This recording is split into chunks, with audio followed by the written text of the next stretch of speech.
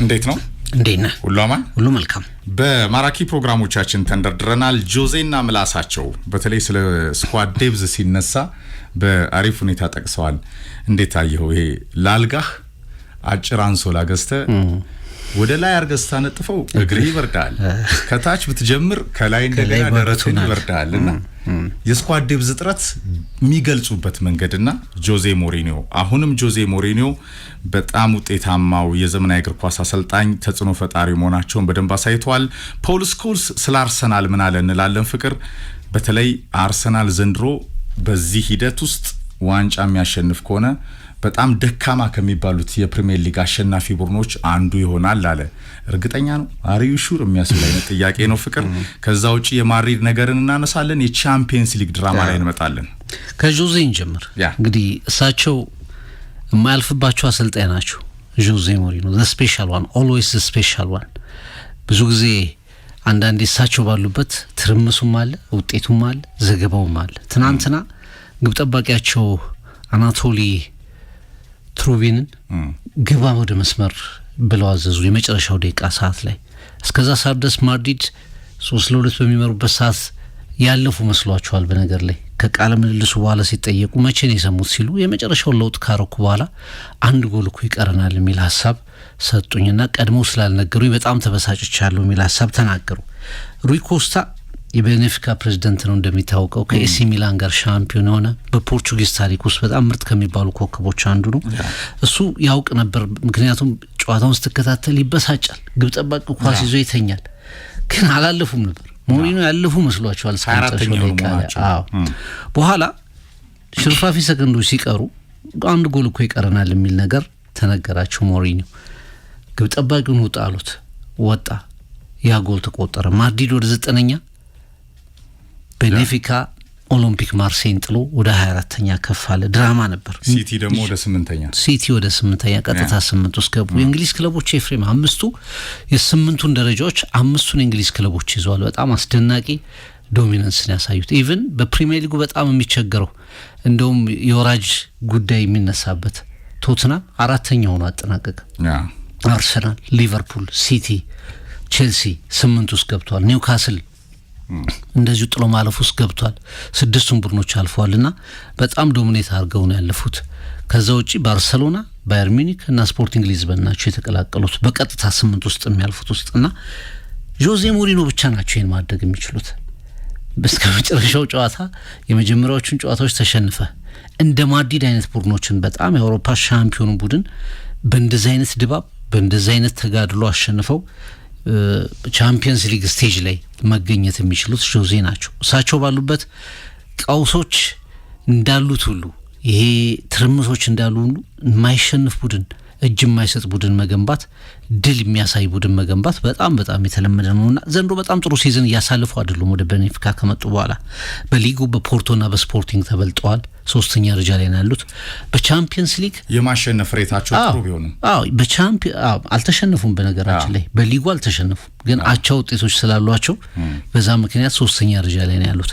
በቻምፒየንስ ሊግ የመጀመሪያዎቹ ጨዋታዎችን ማሸነፍ አለመቻላቸው በቃ እንደተሰናበቱ አስቆጥሯቸው ነበር። ግን ተጋድሏቸው ብንሸነፍ እንኳን አልኳቸው ለተጫዋቾች ማድሪድን አሸንፈን ነው የምንሸነፈው። ብንወድቅ እንኳን ወደ ቻምፒየንስ ሊግ ጥሎ ማለፍ ባንገባ እንኳን ማድሪድን ግን አሸንፈን ነው አሉ። እና ይሄ ሜንታሊቲ ይሄ ማሸነፍ አለብን፣ የትኛውን ቡድን በቃ መረታት ይችላል፣ መሸነፍ ይችላል የሚል ሜንታሊቲያቸውን በትናንቱ ጨዋታ ላይ ተመልክተናል።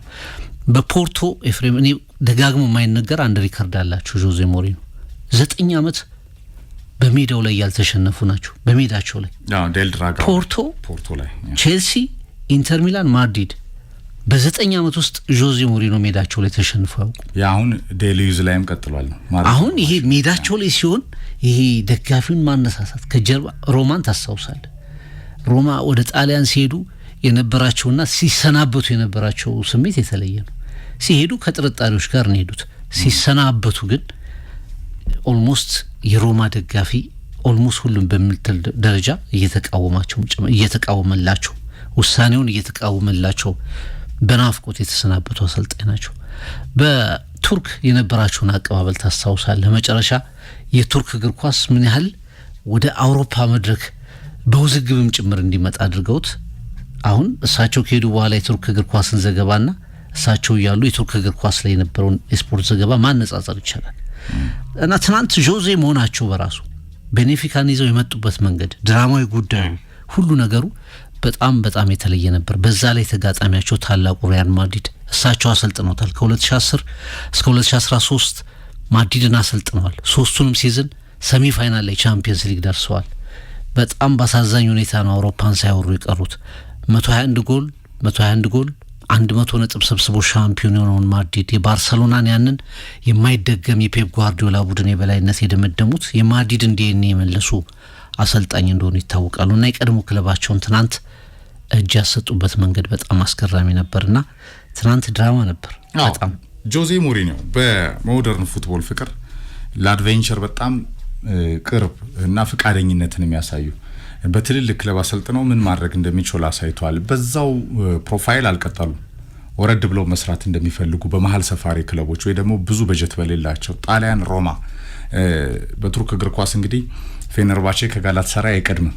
ጋላታሳራይ ነው ትልቁ ክለብ ፍቅር። ፌነርባቼ ሄደው የነበራቸው አድቬንቸርና የቱርክ እግር ኳስ ያለውን ነገርም ገጽታውን ጭምር በጣም ዲስትሮይ ያደረጉ አሰልጣኝ ናቸው። በቀጥታ የሚናገሩ የሚያዩትን ነገር ያመኑበትን ነገር የሚያደርጉ ከእውነት ጋር የቆሙ በዛ ላይ ማሸናፊ አሰልጣኝ። ወደ ቤኔፊካ ሲሄዱም ያልተጠበቀ ነበረ። በፖርቹጋል እግር ኳስ ላይ የፖርቹጋል ብሔራዊ ቡድን እንደሚመጥናቸው ብዙዎች ይናገራሉ። ምናልባት ይሄንን ወደፊት የሚያገኙት ይሆናል። በእንግሊዝ እግር ኳስ ያላጠናቀቁት የቤት ስራ አለ። ለምሳሌ ማንቸስተር ዩናይትድ መቆየት እየፈለጉ ነው የተሰናበቱት።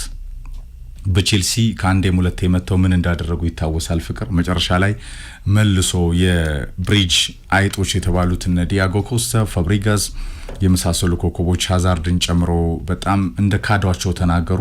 አብራሞቪችም ያንን አመኑ። አባረረዋለሁ ምክንያቱም እናንተና 22 ተጫዋች ማባረር ስለማልችል ነበር ያሉት። በዛ የኮባሃም ልምምድ ማዕከል በሄሊኮፕተራቸው ወርደው ሮማን አብራሞቪች ቼልሲም በፖርቶም በሄዱበት ክለብም በጣም በተለይ በሪያል ማድሪድም በጣም ስኬታማ ነበሩ። እኔ አሰልጣኝ አሁንም ግን በዘመናዊ እግር ኳስ አነጋጋሪ ሰው ናቸው። በዘመናዊ እግር ኳስ የሚዲያዎችን ቀልብ የሚስቡ የስፖርት ቤተሰቦችን ቀልብ የሚስቡ በምላሳቸው ግን ብቻ አይደለም ሜዳ ላይ መስራት የሚችሉ። ለምሳሌ ስለ ማድሪድ እንመጣለን። ቡድኑ እንዴት ሊቃኝ ይችላል? እሳቸው ማድሪድ አሁንም ከፕሌይኦፍ ጀምሮ ወደ 8 ተመልሶ በዚህ ከ9 እስከ 24 ባለው የላስት 16 ፕሌይኦፍ ተጫውቶ 16 ውስጥ ገብቶ ዘንድሮም ቻምፒየንስ ሊጉ ለማሸነፍ ታላቅነት ገቱም እንደገና ደግሞ የቻምፒየንስ ሊጉ ማሰሩ ክለብ ነው በማለት አድናቆታቸውን ገልጸዋል። ግን አርቫሎ አርቤዮላ ከመምጣቱ በፊት ፔሬዝ ይፈልጓቸው ነበር፣ ስማቸው ይያያዝ ነበር። ጆዜ እንደዚህ አይነት አድቬንቸርም ካገኙ ፍቃደኛ ናቸው ተመልሶ ለመሄድ በቼልሲ እንዳደረጉት። የእንግሊዝ እግር ኳስ ላይም እንደዚሁ በጣም እታች ያሉ ክለቦችን መስራት ፈልጋለሁ እስከማለት ደርሰው ነበር። ስማቸው ከኒውካስልም ይያያዝ ነበርና ለኔ ትናንትናው ጨዋታ ላይም ቤኔፊካ የነበረው ታክቲካል ዲሲፕሊን የሪያል ማድሪድ ክፍተት እንዳለ ሆኖ ፍቅር የአሳንሲዮና የሮድሪጎ ተከታታይ ቀይ ካርዶች ማድሪድ የበለጠ ጋፑን ያሰፋበት ነው የሆነው። እንደ ቫልቬርዴ አይነት ተጫዋቾችን ሪያል ማድሪድ እላፊ ያቃጠለ ነው። ይሄ ቡድን በኪሊያን ምፓፔ፣ ቪኒሲየስ፣ በጁድ ቤሊንጋም የመሳሰሉ ቫልቬርዴ የመሳሰሉ ማስተሮቹ ላይ ብቻ ውጤቱን አዘንብሎ በኮርቷ እየተከላከለ በኮርቷ እየዳነ ግብ ጠባቂም ተከላካይም እየመሰለኝ ነው። በእንደዚህ አይነት ቅርጽ ሪያል ማድሪድ እስከ ጥግ በጣም ውጤታማ በሆነበት የቻምፒየንስ ሊግ ውድድር ላይ ይደርሳል የሚል እምነት የለኝም። አርቤዮላም ምን ያህል ይሄንን ቡድን ያስጉዟል የሚለው ነገር አይታየኝም። ፍቅር ፈተናው የበለጠ ለሪያል ማድሪድ መጥቷል። ኪሊያን ምፓፔ በሁሉም ውድድሮች 35 ጎሎች ያስቆጥሯል። በቻምፒየንስ ሊግ 12 ወይ 13 ጎሎች ያስቆጥሯል። ፍቅርና የሱ ጎሎች የሚገርሙ ናቸው። ስኬቶቹ ሪከርዶቹ የሚገርሙ ናቸው። ይሄ ቡድን ግን ሲሪያል የዋንጫ አሸናፊ ለመሆን ሪያል ማድሪድ ቶኒ ክሩስን፣ ሞድሪችን፣ ካዜሜሮን፣ ፔፔን፣ ራሞስን የመሳሰሉ ሊደሮች ይፈልጋል። አዎ ትናንትና እውነት ለመናገር በጣም ትንሽ ስፓርክ የነበራቸው ትንሽ እንደው በቃ የሚፋለሙ ተጫዋቾች ራሱ ኪሊያን ምባፔ 2 ጎሎች አስቆጠረ። ጁድ ቤሊንጋም፣ ቫልቨርድን እና በዋናነት ደግሞ ግብ ጠባቂው ቲቦ ኮርቷ ትናንትና ቤኔፊካ 5-6 ጎል ማስቆጠር ይችል ነበር። አንድ ላንድ ከኮርቷ ጋር እየተገናኙ ታፒን መንካት ብቻ የሚያስፈልጋቸውን ኳሶች በጣም ሚራክል በሆነ መንገድ እያዳነ ጭምር ማድሪድ እስከ መጨረሻው ወደ ጌም እንዲገባ ሙከራ አድርገው ነበር። አዲስ አሰልጣኝ ሴም ኦልድ ፕሮብሌም። ይሄ በጣም ቁጡ ተጫዋቾች ሜዳው ላይ ያለው ነገር ሲያመልጣቸው የማድሪድ ያልሆነ ባህሪ ሜዳው ላይ ያልሆነው ነገር የሆነው ነገር ሲያመልጣቸው በቀጥታ ዲሲፕሊን ክፍተት የሚያሳዩ ተጫዋቾች ለኔ ስለ አሴንሲዮ ባለፈውም ተናግሬያለሁ። እንደ ፈርናንዶ ሄሪዮ እንደ ራሞስ ፔፔ አይነት በጣም ታሪካዊ ኢቫን ሄልጉዌራ አይነት ተከላካዮች የነበሩት ማድሪድ እንደ አሴንሲዮ አይነት ተከላካዮችን ደግሞ ታያለ። በቃ ሁሌም ተናገሯለሁ ኮስተር ማለት ብቻ በግንባሩ የሚፈልግ እንጂ በሜዳው ላይ በቃ ኮስተር ያለ እንቅስቃሴ ማድረግ ማታይበት ለስተት በጣም የሚጠሩ ተከላካዮችን ትመለከታለህ። አንዳንዶቹ አዲስ ናቸው፣ እንደ ዲኖዊችሰን አይነት ተጫዋቾች አዲስ ናቸው፣ የመልመጃ ጊዜ ትፈልጋለህ። አንዳንዶቹ ዝውውሮች አልሰሩም፣ እንደ ትሬንት አሌክዛንደር አርኖልድ አይነት ዝውውሮች አልሰሩም። የባክፎሩ ላይ ጉዳትም ጭምር እድሜም ጭምር የማድሪድ መከላከል ትልቅ ችግር ውስጥ ነው። እንደገና ወደ አማካይ ቦታ ስመጣ የተነቀሉት ካዝሜሮ፣ ሉካ ሞድሪች፣ ቶኒ ክሩስ በአመታት መተካት ከባድ ነው አይደለም። በአጭር ጊዜ ቀጥታ ትራንስፈር ይቅርና በብዙ አመታት ሂደት ውስጥ ማድሪድ ያንን መተካት ይከብደዋል። ያ ወገብ መሰበር አሁንም በማድሪድ ውስጥ ትመለከተዋል። ከፊት እንግዲህ በጣም ጥሩ ተጫዋቾች አሏቸው ሪያል ማድሪዶች፣ በተለይ ኪሊያን ምባፔ በዚህ በተዘበረ ቡድን ውስጥ ሆኖ እንደ ልቡ ጎል ያስቆጥራል። በመጣበት ሲዝንም የፒቺቹ ኮከብ ጎል አግቢ ነው። ዘንድሮ 13 ጎል በቻምፒየንስ ሊግ አለው። ላሊጋው ላይ ኮከብ መሪዎች መካከል ነው እና ማድሪድ አሁንም ባላንሱን የቡድኑ ባላንስ መኖሩን ጥያቄ ውስጥ የሚከቱ ነገሮችን ትመለከታለህ። ስለ ማድሪድ ብዙ እንላለን። 5ኛ ደረጃ ላይ ነው የነበረው። ኮምፎርታብል ነው። ዘንድሮ ቤኔፊካ ጥሩ አይደለም። በተለይ በቻምፒየንስ ሊግ በጣም ጥሩ አይደለም። ዩቬንቱስ ሜዳ ላይ ሄዶ በዴላልፒ በነገራችን ላይ ሞሪኖ በጣም ጦርነት ከሚፈጥሩባቸው ስታዲየሞች መካከል አንዱ ነበር። ዩቬንቱስ በኢንተርም በሮማም እያሉ በዛ ሜዳ ድላቸውን አጡ። የነበራቸው ድል ማሸነፍ ማድሪድን ቀጥቅጦ ምክንያቱም ቀጥቅጦ ያልኩት ለምንድን ነው? በጎል ዲፍረንስ በጣም ሰፊ ስለነበሩ። ማርሴይ ኮፐንሃገን 3 ጎል ባያገባ እኮ አያልፉም ነበር። ባልተጠበቀ ሁኔታ የዲዘርቢ ቡድን 3 ጎልም አስተናገደ በኮፐንሃገን ምክንያት። እነሱ ማግባት ነበረባቸው፣ ተጋጣሚዎቻቸውን ጎል ሊገባባቸው ይገባ ነበርና በጣም የሚከብደው ለቤኔፊካ ነበር። ለማድሪድን ማሸነፍ በጎሎች ማሸነፍ ለቤኔፊካ ነበር። ግን ኪሊያን ምባፔም እንደተናገረው የተጫዋቾች ጉዳይ አይደለም አለ። ማን ያለህን ነገር የመስጠት ጉዳይ ነው። ከኛ በተሻለ ቤኔፊካዎች የተሻለ ጨዋታውን አሸንፈው ለመውጣት ፍላጎት ነበራቸው እና በታክቲክ በሙከራዎች በኢንዲቪጁዋል ያለን ነገር በመስጠት ጭምር ቤኔፊካዎች የተሻሉ ነበሩ። ጆዜ የተሻሉ ነበሩ ከአርቤሏ። በእርግጥ ያሰለጠኑት ተጫዋቻቸው ጭምር ነው አልቫሮ አርቤሏና የተሻሉ ነበሩ። ማድሪድ ግን እንግዲህ ተከታታይ ትልቅ አሰልጣኝ ተከታታይ ዘመንን የሚመልስ ዴኒዮን የሚመልስ ያኔ ለምሳሌ ጓርዲዮላ ባርሴሎናን ይዞ 2008 ላይ ክሪያ ካርድ እስከ 2010 11 ድረስ የስፔንንም የአውሮፓንም እግር ኳስ ሲቆጣጠር ከማንቸስተር ጋር 2 ፋይናሎችን ታስታውሳለህ ኤፍሬም።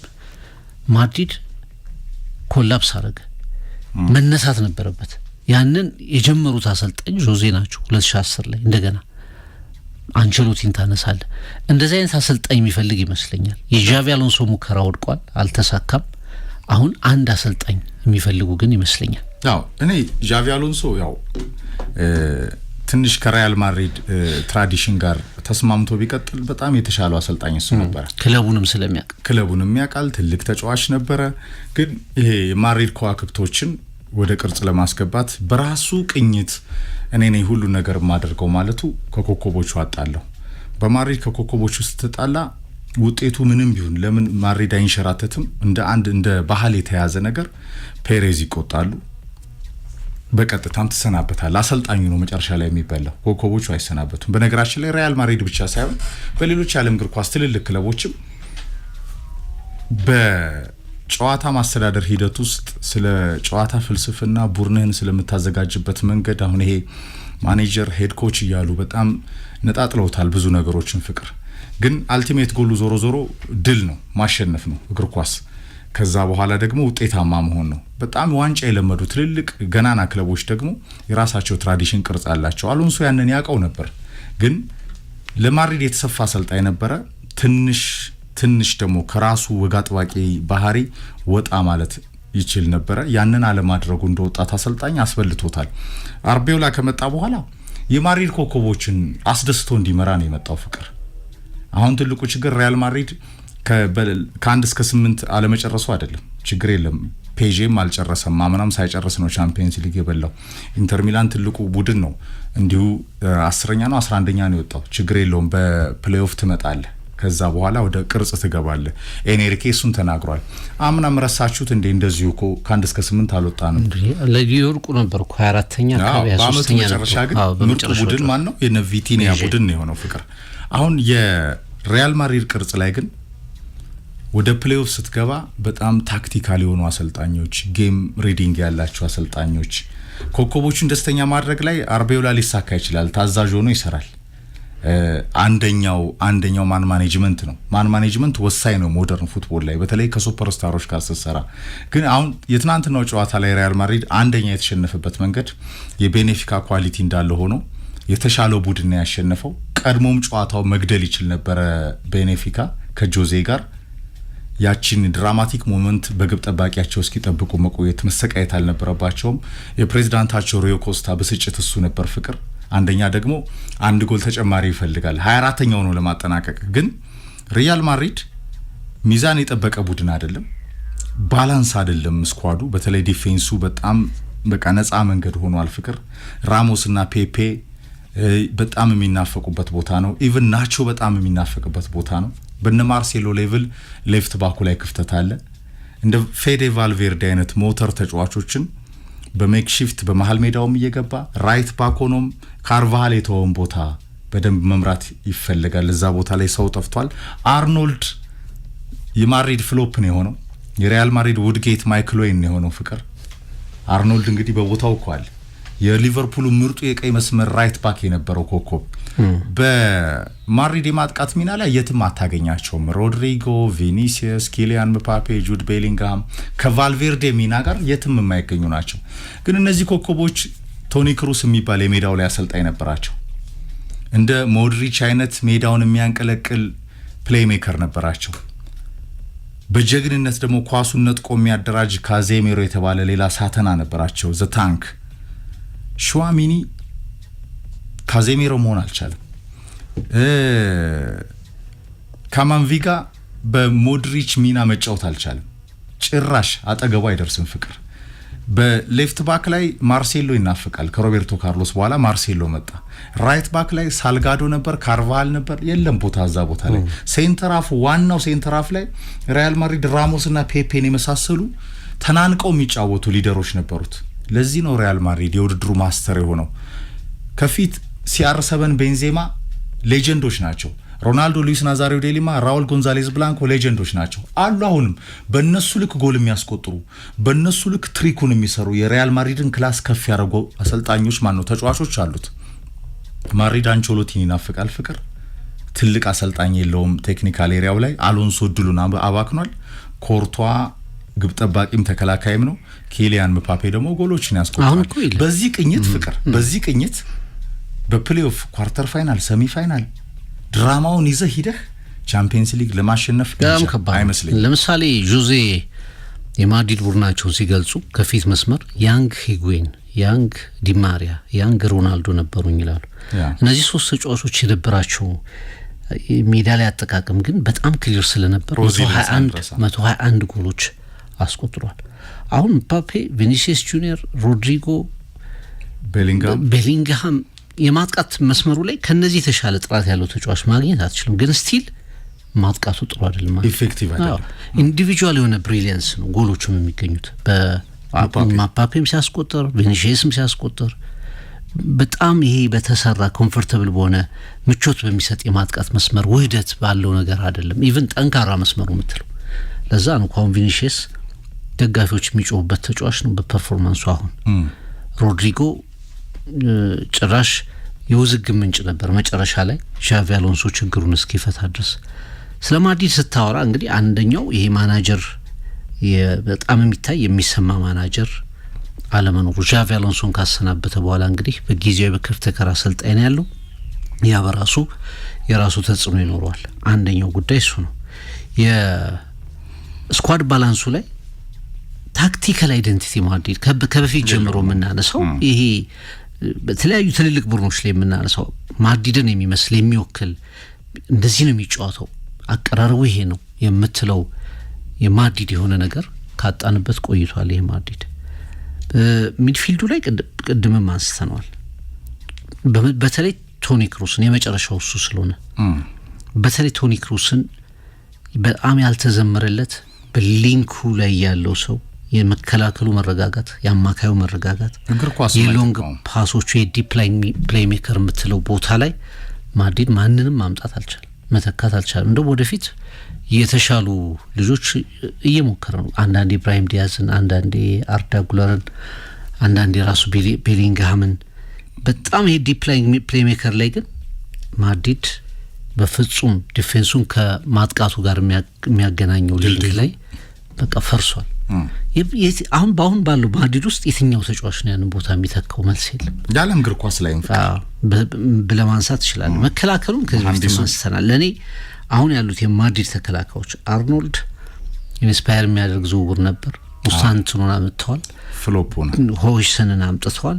እስካሁን የሰራ ተጫዋች የለም። የነበሩት የጨረሱ ናቸው። አንቶኒ ሩዲገር ከእንግዲህ በዚህ ሊግ በዚህ ፍጥነት ኮምፒት ማድረግ መቻሉ ያጠራጥረኛል። አሳንሲዮ በህልሙ ነው ኮራሞስን መሆን የሚመኘው።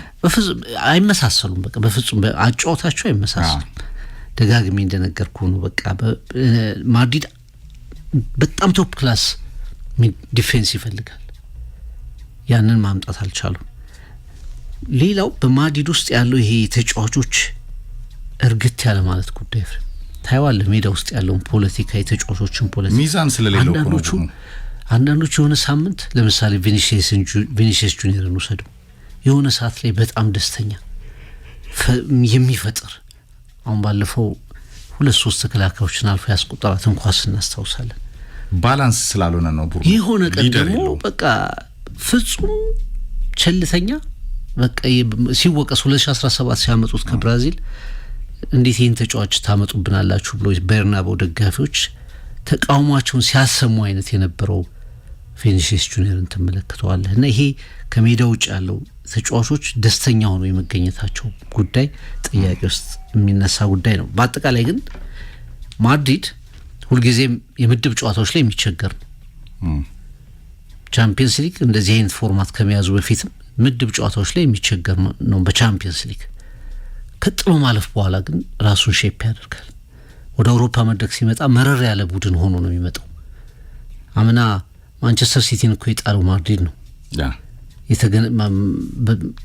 በጣም ወሳኝ የጥሎ ማለፍ ጨዋታዎች ላይ ሲመጣ ማድሪድ ራሱ ልምዱም ጫናውም ኤክስፔክት የሚደረገውን ነገር የመረዳት ነገሩም ተጫዋቾቹ ላይ ይሄ ውድድረኛ ነው ብሎ የማመኑ ነገር ይመጣሉ ወደ ማድሪድ እና የትናንቱ ቀውስ የውጤት ቀውስ አይደለም። 8 ውስጥ የግድ ማጠናቀቅ አልነበረበትም። ግን ስለ ማድሪድ የዘንድሮ የላሊጋም የቻምፒየንስ ሊግ ጨዋታዎች ስናይ ወደ ኋላ ወደ ውድድሩ መጨረሻ ልክ በአርሰናል ሲሸነፍ በደርሶ መልስ የተሸነፈባቸው አይነት ጨዋታዎች የተጋለጣቸውን ክፍተቶች ያልደፈነ እንደውም በሰፊው ይዞ የመጣ ማድሪድ ግን ይመስላል። በተወሰኑ ጨዋታዎች በ3 ቡድኖች ተሸነፈ። ኤፍሬም ከ8ቱ ጨዋታዎች ትናንት በቤኔፊካ ተሸነፈ፣ በሊቨርፑል ተሸነፈ። አንድ ቡድን ማንቸስተር ሲቲ በማንቸስተር ሲቲ ለዛውም ቤርናባው ላይ በማንቸስተር ሲቲ ተሸነፈና ለማድሪድ ቻምፒየንስ ሊግ ጉዞ አሳሳቢ ነበር። አርሰናል፣ ባየር ሙኒክ፣ ሊቨርፑል፣ ቶተናም፣ ባርሴሎና፣ ቼልሲ፣ ስፖርቲንግ እና ሲቲ ከ1 እስከ 8 በቀጥታ ወደ ኳርተር ፋይናል የገቡ ናቸው። ከ9 እስከ 24 ያሉት ሪያል ማድሪድ፣ ኢንተር ሚላን፣ ፔዤ፣ ኒውካስል፣ ጁቬንቱስ፣ አትሌቲኮ አትላንታ፣ ሊቨርኩሰን፣ ዶርትሙንድ፣ ኦሎምፒያኮስ፣ ክለብ ብሩጅ፣ ጋላታሳራይ፣ ሞናኮ፣ ካርበርግ እንደዚሁም ቦዶ ግሊምት፣ ቤኔፊካ 24ኛ ጆዜ ሆነው ወደ ላስ16 በተለይ ደግሞ 8ቱን ለመቀላቀል የሚያከናውኗቸው ፕሌይኦፎች ይጠበቃሉ። እንደ ናፖሊ አይነት አያክስ አይነት ቡድኖች የወደቁት ሆነዋል። ፍቅር ከቪያሪያል ሳልገረመ ከ25 እስከ 36 እና የትናንትና ከካዛኪስታኑ ከሪያት ጋር የተጫወተው አርሰናል እንደዚሁ ቶፕ ሆኖ ጨርሷል። ፍቅር ፐርፌክት አርሰናልን አይተናል። ከቻምፒየንስ ሊግ አድቬንቸሩ ጋር በተያዘ ከዩናይትድ ሽንፈቱና ከሜንታሊቲው ጋር በተያዘ ብዙ ጥያቄ የተነሳበት አርሰናል ላይ በደንብ እንመጣለን። በተለይ ደግሞ ፖል ስኮልስ ስለ አርሰናል ምን አለ የሚለው እናነሳለን። ዘንድሮ አርሰናል ፕሪሚየር ሊጉን በዚሁ ቀጥሎ የሚያሸንፍ ከሆነ ከፕሪሚየር ሊጉ በጣም ወረስት ከሚባሉ ደካማ የሊጉ አሸናፊዎች መካከል አንዱ ይሆናል ማለቱ ለኔ በጣም አዝናኝ አስተያየት ነው። አሪዩሹር የሚያስብል ነው። በደንብ የምናነሳው ሐሳብ ይሆናል። አርሰናል ከሄደበት ርቀት አንጻር ያ የሁዱ 90 ደቂቃ ላይ በሊጉ ውድድር ላይ ምን አይነት ሜንታሊቲና ቀጣይ ሪያክሽን ያሳያል የሚለው ነው የአርቴታ ጥያቄ። አንዳንድ የአርቴታ ቨርሰስ አርሰናል ቨርሰስ አርቴታ የሚሆኑበት መንገድን ደጋግሞ ተነስቷል። ግን ዴብዙ ሪሶርሱ ያሸነፈበት መንገድ ርቀቱና አርሰናል ከ22 ዓመታት በኋላ ዋንጫውን ለማሸነፍ አሁንም በትክክለኛው ትራክ ላይ የሚገኘው ቶፕ ቡድን አርሰናል ነው። ይህንን ስኮልስ የተመለከተበት መነጽር ብዙ ተቀባይነት ያለው ለኔ አይመስለኝም። ታላቁ የኢትዮጵያ መድን ድርጅት አስተማማኝ አጋሮ አቢሲኒያ ባንክ የሁላችን ምርጫ ነው። ሱፐር ስፖርት ዴስ ቲቪ ሁሉም ያለው እኛ ጋር ነው። ዊናጁ ሳሬም ፈርኒቸር እና ባቢ እንደዚሁ አጋሮቻችን ናቸው። ሳሬም ፈርኒቸር ከቃሊቲ ሸገር ህንጻ እስከ ለቡ ሙዚቃ ቤት ድረስ በሾሩሞቹ በሽያጭ ማዕከሉ ከተለያዩ የፈርኒቸር ውጤቶቹ ጋር ይጠብቃቸዋል። እኛን ነው ማየት ዘመኑን የዋጁ ናቸው። በቤትና የቢሮ ፈርኒቸሮቹ እጅግ ተመራጭ ነው። ሳሬም 0982838383 መደወል ይቻላል። እንቀጥላለን። ፍቅር በተለይ ስለ አርሰናል እናንሳ። አንድ ከዛ በፊት ግን ቅድም መግቢያ ላይ ያልኩት ጆዜ ሞሪኒዮ እና ጋርዲዮላ ጆዜ በጣም በተለያዩ ክለቦች በመስራት እንግዲህ አድቬንቸራቸውን ቀጥለዋል። ጋርዲዮላ እንዲህ አይነት እድልም ቢያገኝ ፍቃደኛ የሚሆን ለኔ አይመስለኝም። ፍቅር የጋርዲዮላ ታላቅነት ከፍታ በደንብ በማንቸስተር ሲቲ በባቫሪያኑና በካታሎኒያኑ እናውቀዋለን። ይሄ አሰልጣኝ በጣም በሞደርን ፉትቦል ሲሪያል አሸናፊ ነው። በዓለም እግር ኳስም በኬሪየሩ ውጤታማነቱን በጣም ፔፕ አጠናክሮ ቀጥሏል። ኳሊቲው በደንብ ይታወቃል። ፍቅር ይሄ አሰልጣኝ በሲቲም እንደዚሁ ፐርፌክት መሆኑን ደጋግሞ እያሳየ ይገኛል። ሲቲ ከሱ የተሻለ አሰልጣኝ የሚያገኝ አይመስለኝም። አሁን ጂኒየስ ጋርዲዮላ ሲባል ከሀያሉ ሰው ሰር አሌክስ ፈርጉሰን ቀጥሎ የሚቀመጠው ነው። በሊጉ 400 አጠቃላይ በኬሪየሩ ፍቅር 400 ጨዋታዎችን አሸንፏል። አሁን ጋርዲዮላ በ569 ጨዋታዎች፣ ቬንገር 696 ጨዋታዎችን አከናውኗል። ፈርጉሰን 732፣ ጋርዲዮላ በ569 ጨዋታዎች ነው በኬሪየሩ 400ኛ ድሉን ያመጣው። ግን ይሄ አሰልጣኝ እንደ ጆዜ ወደ ሮማ፣ እንደ ጆዜ ወደ ፌነርባቼ፣ እንደ ጆዜ ወደ ቤኔፊካ አይመስለኝም በፍጹም። ለኔ የእግር ኳሱ ሃሪ ፖተር ናቸው ጆዜ ኤፍሬም ማለት እንደው እሳቸውም ሲናገሩ በእግር ኳስ ምትሃት የለም አሉ እንጂ ለኔ በጣም አስገራሚ አሰልጣኝ ናቸው። በሄዱበት ክለብ ውስጥ የቀየሯቸውን ታሪኮች እንደው ባጭሩ ስንመለከት በፖርቶ 2003-2004 ከፖርቶ በኋላ ከቶፕ 5 ውስጥ ሊጎች ውስጥ ውጪ ያሸነፈ ቡድን ታውቃለህ? የለም እኮ። በአውሮፓ ቤስት 5 የሚባሉ ሊጎች አሉ አይደል? የመጨረሻው ትዝታችን እኮ ፖርቶ ነው። ያ ታሪክ የሳቸው ነው። ማንቸስተር ዩናይትድን፣ ሊዮንን፣ ዲፖርቲቮን፣ ሞናኮን በመጨረሻው ፋይናል ያሸነፉበት። ዴኮ፣ ካርቫሆ፣ ፓውሎ ፌሬራ የሚባሉ ተጫዋቾች ኮከብ የሆኑት ከሳቸው በኋላ ነው እንጂ መጀመሪያ አይታወቁም ነበር። ያኔ ሱፐርስታር አልነበረውም ቡድኑ። የኦይል መኒ የለውም ወይ ደግሞ እምነት የነበረው ቡድን ነው ይዘው የመጡት። አውሮፓን ወረሩ። ጆዜ ያደረጋቸው የመጀመሪያው ሚራክል የፖርቶ ነው እና የመጀመሪያውም የመጨረሻውም ታሪክ ሆነ ለፖርቶ። ከዛ በኋላ አይደለም ወደ ፋይናል እንኳን መምጣት የቻሉ የዚህ ከሊግ ውጭ ያሉ ከቶፕ 5 የአውሮፓ ሊግ ውጭ ያሉ ቡድኖችን መመልከት በጣም ከባድ እየሆነ መጣ። ወደ ቼልሲ መጡ። የ50 ዓመት እቅድ ነው እኮ ያሳኩት። 50 ዓመት ነው ቼልሲ እሳቸው ከመምጣታቸው በፊት 50 ዓመት ዋንጫ አልበላም። 95 ነጥብ መያዛቸው አይደለም ኤፍሬም፣ ባለፈውም ስናነሳው ነበር። ጆን ቴሪ እንደውም አርሰናል 2 ጎል በማንቸስተር ሲቆጠርበት 3 ጎል ነው የገባበት፣ ግን 17 ሲሆን ሪካርዳችን ገና ሌላ አመት ይቀጥላል አለ። የቼልሲ 15 ስለሆነ 15 ጎል አመቱ ሙሉ የገባበት ቡድን በጣም አስገራሚ እኮ ነው። 15 ጎል እስካሁን ሪካርድ ነው። በጣም የማይነቀነቅ አይነት ሪካርድ ጽፎ ያሸነፉ ናቸው። ኢንተር ሚላን የማስተርፒሱ ነው። የጆዜ ሞሪኖ ለኔ የቆይታቸው ማስተርፒስ ነው። ኢንተር ከ40 ምናምን ዓመት በኋላ ነው ቻምፒየንስ ሊግን ያነሳው። እንደተለመደው ኮፓ ኢታሊያን ቻምፒየንስ ሊግ ማንሳቱ ብቻ ሳይሆን የተገፉ ተጫዋቾች ጓርዲዮላ ዝላታንን መረጠ፣ ኤቶን አባረረው። ያባረረውን ኤቶን ጆዜ ወሰዱት። ሽናይደር በማድሪድ ተገፋ፣ ራሳቸው ወሰዱት። ከዋልተር ሳሙኤል ከአቨር ዛኒቲ ጀምረ አብዛኞቹ ተጫዋቾች እድሜያቸው የገፋ ግን ደም ለመስጠት የተዘጋጀ ቡድን አድርገው ሰሩ። በአውሮፓ ቻምፒየንስ ሊግ ታሪክ ደጋግመው እንደ ድራማ ከሚነሱ ጨዋታዎች መካከል አንደኛው ማልፔንሳ አውሮፕላን ማረፊያ ላይ ኢንተር ሚላን አውሮፕላን ማረፊያ ላይ የተፈጠረው ያ ታሪክ ኢንተር 3-2 ካሸነፈ በኋላ ከዛ በመልሱ ደግሞ 1-0 ባርሰሎና ያሸነፈበት ኢንተር ሚላን ኦልሞስት አብዛኛውን የጨዋታ ደቂቃ በ10 ተጫዋች የተጫወተበት ያ ቡድናቸው አስደናቂ ነበር። ወደ ማድሪድም ሲሄዱ እንዳልኩ ማድሪድ ሀያሉን ማድሪድ አይደለም የተረከቡት። ሀያሉ ማድሪድ አልነበረም። በባርሰሎና የተደቆሰው በራስ መተማመኑ የከዳው ማድሪድ ነበር። ያንን ማድሪድ ቀይረው ሄዱ። ዩናይትድ ሲመጡ አንተም ደጋግመህ እንደውም ታነሳዋለህ የኬሪየራቸው ምርጡ የስልጣና ዘመን ውጤት ይሉታል። ሁለተኛው ነው ያጠናቀቁት። ግን ዩሮፓ ሊግን አሸንፈዋል፣ ሊግ ካፑን አሸንፈዋል፣ ኮሚኒቲ ሺልድ አሸንፈዋል በማንቸስተር። ግን ለምንድነው ሁለተኛ ያሉት ብለህ ስታስብ ስትራክቸር አልነበረው ማንቸስተር፣ ስኳዱ በጣም የተጎዳ፣ ዲሲፕሊን ያልነበረው፣ ኤክስፔክቴሽኑ ደግሞ በጣም ከፍ ያለ ነው። በዛ መሀል አመልጠው ከጓርዲዮላ ጋር ተናንቀው ሁለተኛ የወጡበትን ውጤት ማስታወስ ይችላል። ሮማ ሄዱ። ሮማም የተረሳ ሮማ ነው። ዩሮፓ ኮንፈረንስ ሊግን ዋንጫ ነሳ ከረጅም ጊዜ አመት በኋላ ኤፍሬም እና በየሄዱበት ቦታ ሁሉ ተመልሶ ፋይናሊስት ነበር። በዩሮፓ ሊግም ፋይናሊስት ሆኑ። ተሸነፉ በመጨረሻው ጨዋታ እንጂ በየሄዱበት ቦታ የሆነ የተዳፈነን የማይቻልን ነገር ችለው ነው የሚያሳዩት። ጓርዲዮላ 3ቱን ክለቦች ወሰዳቸው። ባርሰሎና ከራይካርድ ነው የመጣው። በሻምፒዮንነት የምታማው ቡድን አይደለም። እኔ ጓርዲዮላ ቤስት ኮች ነው ዓለም ላይ ልንመለከታቸው እግር ኳስ እድል ከሰጠን ኮቾች ምርጡ ኮች ነው ብለን እናምናለን። ግን ደግሞ የማይካዱት ነገሮች የተረከበው ቡድን ትልልቆች ናቸው። በጣም ትልቅ ቡድን ነው ባርሰሎና። ጆዜ አድቬንቸሩን ይወዳሉ ነው ጥያቄያችን። አድቬንቸሩ ዝግጁ ናቸው። ትክክል።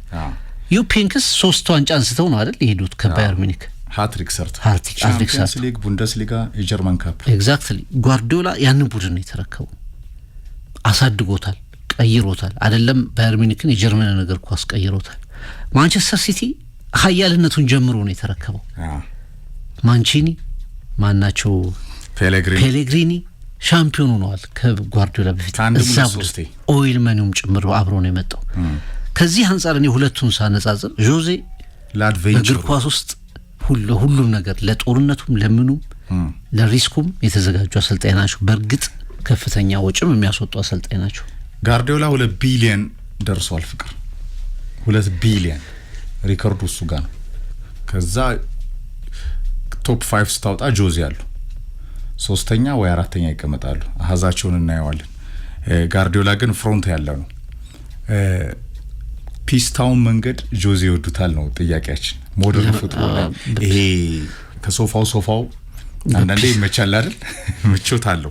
ይሄ ማለት ጋርዲዮላ በጣም ትልቅ አሰልጣኝ አይደለም ማለት አይደለም። በጣም ኢንፍሉዌንሻል ሀሳብ ያለው በዓለም እግር ኳስ የራሱን ቀለም ያሳፈረ ያሰፈረ የእንግሊዝ እግር ኳስን እስኮዳኛው የቀየረ የእንግሊዝ እግር ኳስን ቀለም ፍቅር። ይሄ ቬንገር ትልቁ አሻራ ነው። ከውጭ ከሚመጡ ይሄ ግሬት ብሪቴን ካልሆኑት ማለት ነው። የቬንገር ሚና ፈረንሳይ መልካም እግር ኳስ ፍልስፍና አቀንቃይ ፕሮፌሰሩ ከአርሰናል ባሻገር ድንበር ተሻጋሪ ተጽዕኖ አላቸው። ከዛ በኋላ ከመጡ ትልልቅ አሰልጣኞች የርገን ክሎፕ፣ እንደገና ደግሞ ፔፕ ጋርዲዮላ በጣም ከሚጠቀሱት አሰልጣኞችና ሲሪያል አሸናፊዎች። በተለይ ጋርዲዮላ እውነቱን ነው ሁሌ ነው የሚያስማማኝ አንድ ሀሳብ ከጨዋታ ቀለሙ ጎን ለጎን የዓለም እግር ኳስ ሌሎች አሰልጣኞች ላይም እንደዚህ ዋርካውን ዘርግቶ በእርሱ ስር ያለፉ ጥሩ አሰልጣኞችን ፈጥሯል።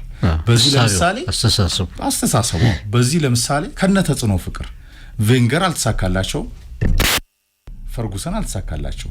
በፈርጉሰን ስር ሰልጥኖ ትልቅ አሰልጣኝ ሆነ አላየንም።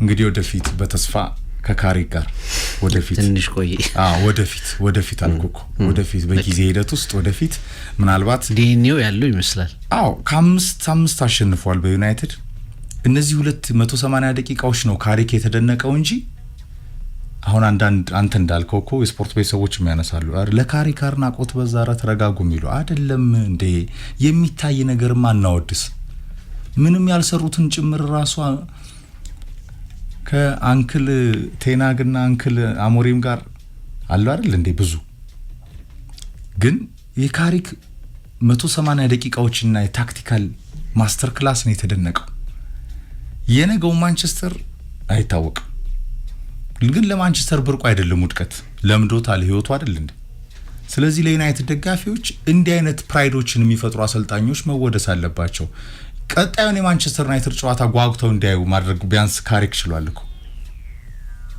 በጊዜ አሰልጣኝነት ይሄ የዩናይትድ ዲኤንኤ መቀጠል አለበት ነው ጥያቄው ግን ጋርዲዮላ ራሱ ሱፐር ማይክ አርቴታን አንስቶ ፍቅር በጣም ትልልቅ አሰልጣኞችን ፈጥሯል ኮምፓኒ ምን እየሰራ እንደሆነ እናውቃለን ኮምፓኒ ከበርንሊ ነው ባየር ሙኒክ ሄደው ግን በጋርዲዮላ ሪኮመንዴሽን ነው ጋርዲዮላ ስር የሰሩ አሰልጣኞች የተሻለ ቀለም የተሻለ ሐሳብ አላቸው አሎንሶን ጨምሮ ሙሉ ለሙሉ ጋርዲዮላ ለመሆን ስለሚፈልጉ ነው ፍቅር የሚበሉት ፐርፌክት ጋርዲዮላን መሆን አትችልም ወደ ራስህም ቀለም መምጣት አለብህ ከፈርጉሰንም ከቬንገርም ይሻላል በሱ ስር የሰሩ አሰልጣኞችን ብቁ በማድረግ የክሎፕን አላየሁም እስካሁን ግን ጆዜ ሞሪኒዮ ለኔ ፍቅር አድቬንቸሩን የሚወዱ በደንብ በሪስክ ውስጥ መጓዝ የሚፈልጉ በትንንሽ ክለቦችን ማሰልጥነው ራሳቸውን ለማሳየት የተጉ በቅድም እንዳልከው ነው ላልጋህ አጭር አንሶላ ገዝተ በሮማ በፌነርባቼ በቤኔፊካ ማውን በቀጣይ ፍቅር ትልልቆቹን ክለቦች ለምሳሌ በፖርቶ ሌቨል ራሱኮ በዛ 7ኛ 8ኛ በአውሮፓ ደረጃ በመታስቀምጠው ሊግ ውስጥ ኤሊት ከሚባሉ ሊጎች በፖርቹጋል ሱፐር ሊግ በፖርቶ ሌቨል አይደለም ቤኔፊካኮ አይደል በፖርቶ በስፖርቲንግ ሊዝበን ሌቨል አይደለም እና ሂስቶሪካሊ ትልቁ ክለብ ነው ሂስቶሪካሊ አሁን በወቅታዊ ፐርፎርማንስ ልክ ነው ከቤላ ጉትማን እርግማን አንስቶኮ የቤላ ጉትማን እርግማን አለበት እኮ ቤኔፊካ ራሱ እኮ ፍቅር ከነቀይ መለያው ታማኝ ደጋፊ ያለው የዩዜፒዮ ተጽዕኖ ከፍ ያለ ነው የፖርቹጋል እግር ኳስ ፈርቀዳጁ ነው በነ ፔሌ ዘመን ጋሪንቻን ዘመን ግን ጆዜ ሞሪኒዮ ለኔ አንድ መወድላቸው ነገር ምንድነው ሪስክ ይወስዳሉ ሚዲያ ፌስ ያረጋሉ የዓለም እግር ኳስ ውበት ናቸው የትም ወርደው ይሰራሉ ጋርዲዮላ በፍጹም እኔ ያደርገዋል ብያላምንም ሄዶ እንደ ቤኔፊካ አይነት ክለብ ሄዶ እንደ ሮማ አይነት መሃል ሰፋሪ ክለብ ሄዶ እንደ ፌነርባቼ አይነት ክለብ ያው ብዙ ሰው ምን አለ ቶትናምንም ሲይዙ ምን ሲሉ ዘመናቸው ሄደዋል ብዙ ሰው የሚለው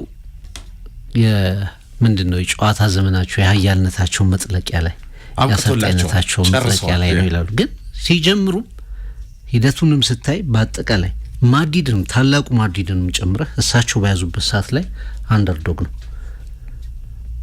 ማድሪድ ጆዜ ሞሪኖ ሲይዙት የባርሰሎና አንደርዶግ ነው ላሊጋው ላይ የምትገምተው ቡድን ባርሰሎና ነው ትልቁ ቡድን ባርሰሎና ነው በቻምፒየንስ ሊግ ኢንተርን ሻምፒዮን ሲያደርጉ ኢንተር ሚላን የጣሊያንም ምርጡ ቡድን አልነበረም ይፍር በነዛ ግዚያት ውስጥ ዩቬንቱስ ነው ዶሚኔት ያደረገው ቡድን 46 አመቱ ነው አውሮፓ ሻምፒዮን ጋር አሸነፈ ኢንተር ትልቅ ቡድን ነው yes ግን ጆዜ በያዙ ሰዓት ላይ ግን ያንቀላፋ ቡድን ነው ሮማ ትልቅ ቡድን ነው ልትል ትችላለህ እኮ ግን ጆዜ እስኪይዙት ድረስ ሮማ ከዋንጫ የተኳረፈ ቡድን የዋንጫ ታሪክ የለውም በቃ 2001 ካፔሎ በቃ ያ ሻምፒዮንነት ካልሆነ በስተቀር የመጀመሪያ ሻምፒዮንነት ክብሩ ነው በአውሮፓ ደረጃ ጆዜ እስኪይዙት ድረስ ቼልሲ አንደርዶግ ነው ዩናይትድና አርሰናል ነው የሚታወቁት እንደውም ያ ዱኦፖሊ የአርሰናልና የማንቸስተር የበላይነት 9 አመት ቆይቷል የሳይቤሪያ ኦይል እንዳለው ኤግዛክትሊ ቼልሲ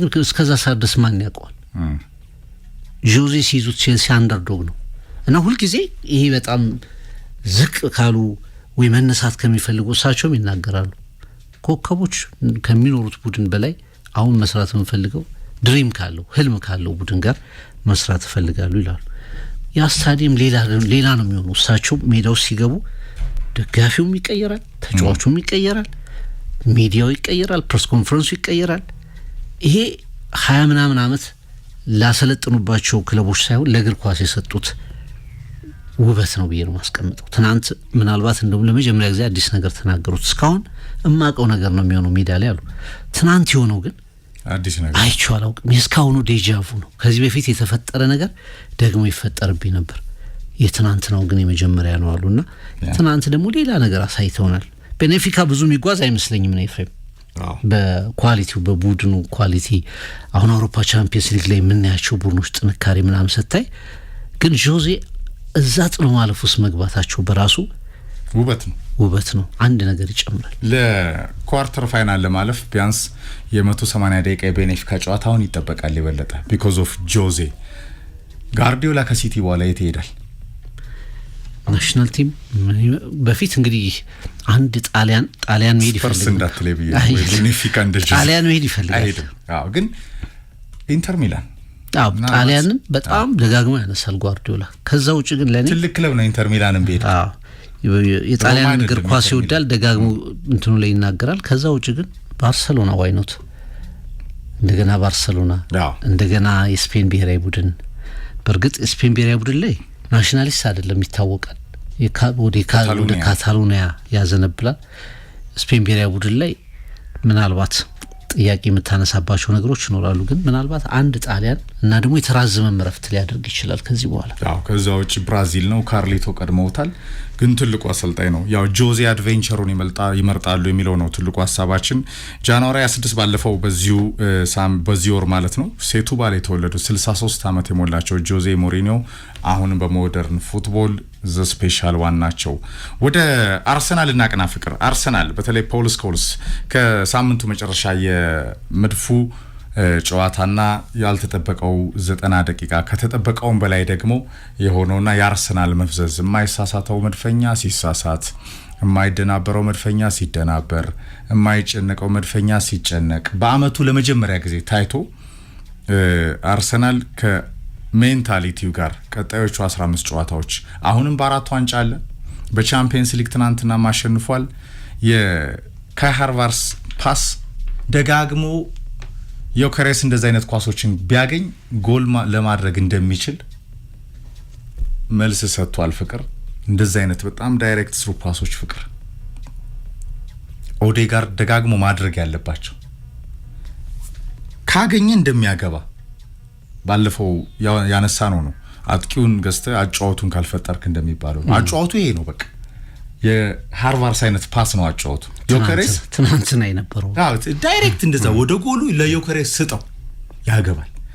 ግራቀኝ አሻማለት በስነ ስርዓት ዳይሬክት። ይሄ 50-50 አይደለም 50-50 ተጋደል ሳይሆን ተደጋጋሚ ከሳካ ተደጋጋሚ ከሊያንድሮ ትሮሳርድ፣ ማርቲኔሊ፣ ኦዴጋርድ፣ ዙቢሜንዲ ወይ ደግሞ ኤዜ ከአርሰናል ይሄ የማጥቃት ክሬቲቪቲ ካላቸው ኮከቦች ማዱኬን ጨምሮ ፍቅር። ምክንያቱም ከፊት ዲስትሮየሩን ገዝታል ግን ኳስ ካልቀረበለት ይባላል። አሁን አርሰናል ትናንትና ጎሉ ሲታይ 6ኛ ጎሉ ነው።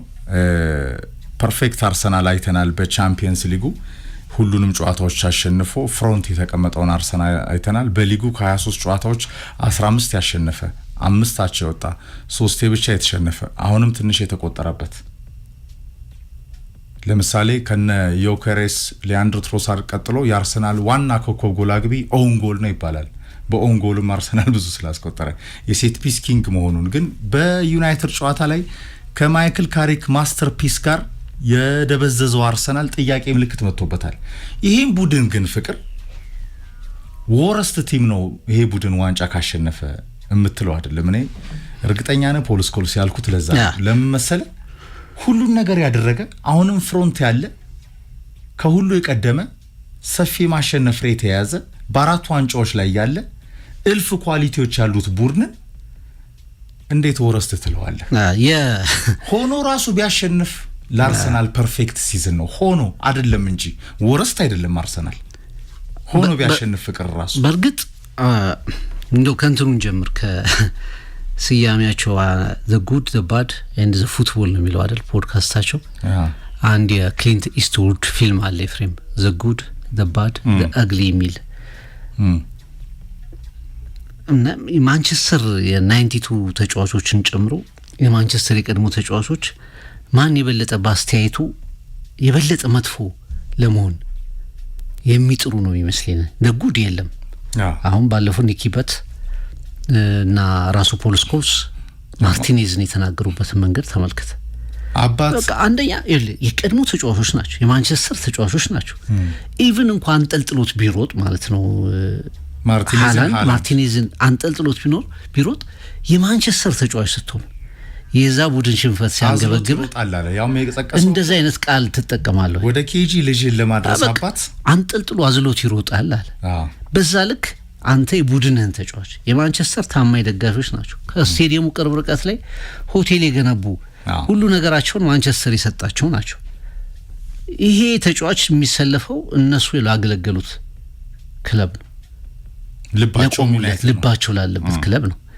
ተው ልትናገር ይችላል፣ ያለ መጣጣን አለ ምናምን ልትል ይችላል። አንጠልጥሎት ይሮጣል። እኛ ሳያገለግል ልባችን ዩናይትድ አይደል እንዴ ያለ እኛ እንደዛ አይነት ዲስክሪፕሽን ኤክስፔክት አታደርግም። እና የኢስትውድ ፊልም the good the bad the ugly የመጨረሻው መጥፎ ለመሆን እንተናኑ ሰደው ሮይኪን የመጨረሻውን ሱፐርላቲቭ የመጨረሻውን መግለጫ የሚናገር እሱ ላይ የደረሰው እሱ ነው። ካሪክ አለ እያሸነፈ ነው፣ የወደፊቱ አይታወቅም። እሱ ቀናተኛ ቢያሸንፍ እንኳን አራተኛ ቢወጣ እንኳን እንደዚህ እየተጫወተ ቢሄድ እንኳን ቋሚ መሰጠት የለበት። ከዚህ በላይ አግሊ ያለ ይሄ ጥላቻ፣ ይሄ በቃ ምቀኝነት፣ ፒውርሊ ምቀኝነት ብለህ የምታስቀምጠው ነው። ከፖል ስኮልስ አስተያየቶች ምናልባት አንዳንዶቹ የትኛውም ያጥቂ የአርሰናል አጥቂ ፕሪሚየር ሊግ ቲም ኦፍ ዘ ሲዝን አይገባም ማለት እስማማለሁ። ሳካ 13 ጎል አላስቆጠረም፣ ትሮሳርድ የለም፣ ጆኮሬሽ 5 ጎል ብቻ ነው ያገባው።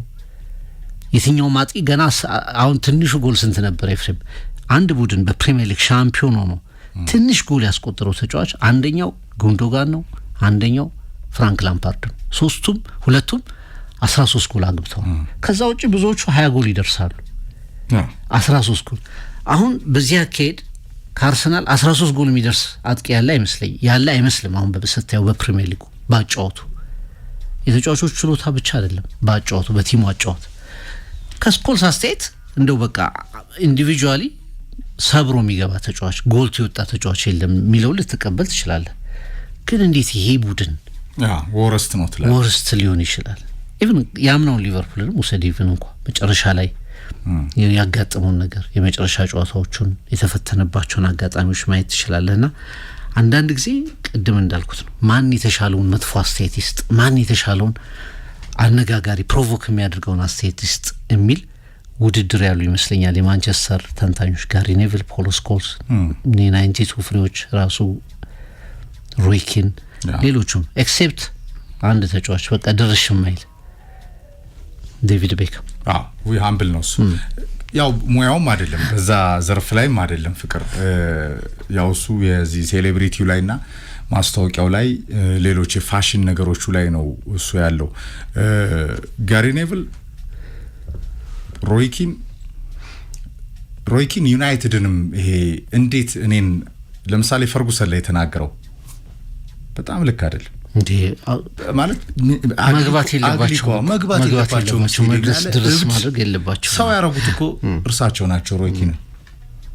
ሮይኪን የሚባለውን ተጫዋች ትልቅ ያደረጉት እኮ ፈርጉሰን ናቸው። ማን ያውቀው ነበር እንዴት አታከብርም አንተ? እንደገና እዛ አካባቢ ዩናይትድ መነሳት ከፈለገ የፈርጉሰንና በጣም የቅርብ የህይወት አጋራቸው ዴቪድ ጂል እንደዚህ አይነት ሰዎችን ማሸሽ አለበት ዩናይትድ ከኦልድ ትራፎርድ። የሳቸው ተጽዕኖ የሳቸው ስሜል አላሁን ምናምን እስከማለት ደረሰ። በጣም ጤና ቢስ በቃ ለኔ እንደዛ ነው የምገልጸው ለመሰለ እና ፈርጉሰን ዩናይትድ ፈርጉሰን ከሰርማት በዝቢድ ቀጥሎ እኮ ፍቅር የተረሳውን ዩናይትድ እኮ እንደገና 86 መተው ምስጋና ለቻርልተን 4 አመት ታግሰው ጸንሰው ወልደው ዩናይትድን የሞደርን ዴይ ገናና አድርገውት ይኸው እኮ ወድቆም ከፊት ያለው ክለብ የሆነው እኮ ቢኮዝ ኦፍ ፈርጉሰን። እንዴ አሁን 85 ደፈኑ ማንቸስተር ዩናይትድ የመሰለ እኮ ቢኮዝ ኦፍ ፈርጉሰን። ሮይኪን ጦረኛው አማካይ ሊደር ሆኖ የፕሪሚየር ሊጉ ምርጡ የመሃል ሜዳ ነጣቂ አማካይ ሲሆን እኮ ያንን እድል ሰጥተው ያንን አጫወት ፈጥረው መሪ አድርገው ሰው ያደረጉት እኮ ቢኮዝ ኦፍ ፈርጉሰን። እንዴት ይሄንን ትክዳለህ? አሁን ደግሞ ገልብጠህ አምጣው ወደ ፖል ስኮልስ።